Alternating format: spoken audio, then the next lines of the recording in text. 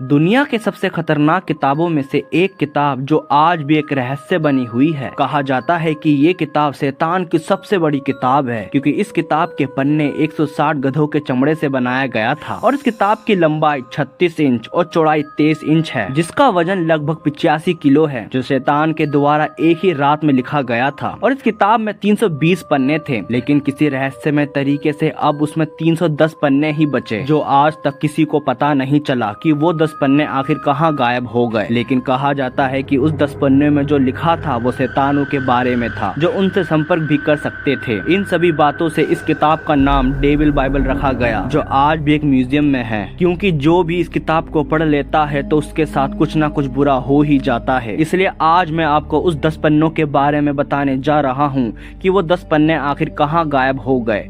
उससे पहले मैं आपको बता दूं कि ये किताब आखिर किसने लिखी और क्यों। तो ये किताब डेविल बाइबल जिसने लिखी वो एक सन्यासी था, जो गॉड की जगह लूसीफर की पूजा करता था। जब ये बात वहाँ के राजा को पता चला कि एक सन्यासी जिसका नाम हरमन है वो शैतान की पूजा करता है, जिसके लिए उसने बहुत से लोगों और बहुत से जानवरों की बलि दे दी, इसलिए राजा ने हरमन को जिंदा ही दीवार पे चुनवा देने की सजा दे दी। इससे बचने के लिए हरमन ने राजा से ऐसी मांग करी, जो राजा ने भी मान ली। हरमन ने राजा से कहा कि मैं एक ऐसी किताब लिख सकता हूँ जिसे पढ़ने से कोई भी अपना फ्यूचर देख सकता है। पर राजा ने कहा ठीक है, लेकिन मुझे ये किताब एक ही रात में चाहिए। इसलिए हरमन इस किताब को लिखना शुरू कर देता है, पर थोड़ी देर बाद ही वो समझ जाता है कि ये किताब एक रात में नहीं लिखा जा सकता। इसलिए हरमन शैतान की पूजा करके उससे मदद मांगता है इस किताब को पूरी लिखने के लिए। लेकिन शैतान हरमन से एक शर्त रखता है और उससे कहता है, मैं तेरी मदद तो कर दूंगा इस किताब को पूरी लिखने में, लेकिन मुझे तेरी आत्मा चाहिए। इस बात पे हरमन मान जाता है और उस किताब को शैतान के द्वारा एक ही रात में लिख डालता है, जिसकी वजह से वो राजा बड़ा खुश हुआ, क्योंकि इतनी बड़ी किताब वो भी एक ही रात में। इससे हरमन सजा से बच जाता है, लेकिन हरमन जानता था कि उसकी मौत जल्द ही होगी, क्योंकि शर्त के मुताबिक जब भी हरमन की मौत होगी उसकी आत्मा वो शैतान ले लेगा।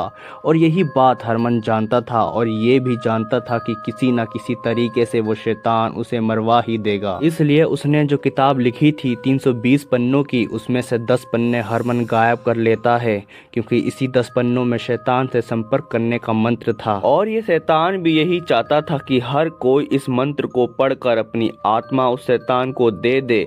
लेकिन हरमन ऐसा नहीं चाहता था, क्योंकि शैतान किसी का भी सगा नहीं है। वो आत्मा के लिए कुछ भी शर्त रख सकता है, लेकिन उसका कोई भरोसा नहीं कि वो पूरा करेगा भी या नहीं। ये बात उस किताब में बने एक ड्राइंग से भी पता चलता है, जो ड्राइंग उसी शैतान की है जिसने इस किताब को लिखने में मदद की थी। इस ड्राइंग में शैतान के 2 जीभ है, जिससे पता चलता है कि शैतान अपनी बात से कभी भी मुकर सकता है। इसलिए हरमन उन 10 पन्नों को लेके भाग जाता है, जो आज तक किसी को भी पता नहीं चला, बस उस शैतान को छोड़कर। जब शैतान को पता चला कि हरमन उन 10 पन्नों को लेके भाग गया है, तभी शैतान किसी न किसी तरीके से हरमन को मारने की कोशिश करता है, लेकिन शैतान हरमन को मार नहीं पाता। इसकी वजह यह है कि हरमन एक सन्यासी था, इसलिए उसने पहले ही अपने ऊपर एक मंत्र का जाल बुन लिया, जिससे वो शैतान से बच रहा था। लेकिन हरमन अभी भी खतरे में था, क्योंकि वो शैतान थोड़ी देर में ही उसे मार देता। लेकिन उससे पहले ही हरमन उन 10 पन्ने को ठिकाने लगा देता है, जो आज सिर्फ वो शैतान ही जानता है कि वो 10 पन्ने आखिर है कहाँ।